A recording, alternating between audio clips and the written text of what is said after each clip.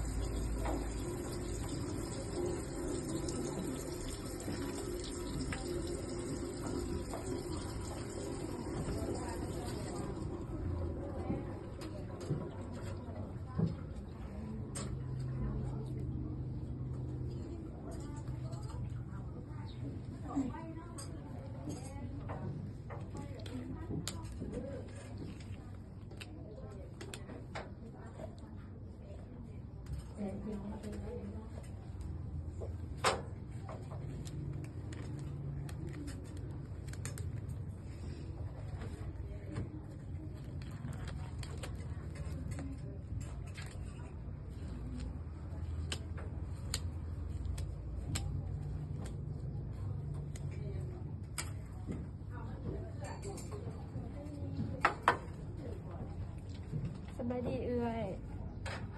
ซื้อนางอ้อยป้าโว้อยู่บ้านได้เมืองได้แข้งได้บักกะโซ่มันคือที่ใจกันกับปืนมีอายุเจ้าปีแล้วอายุ30 ปีสิมาพันบาดแผลให้เอื่อยเด้อ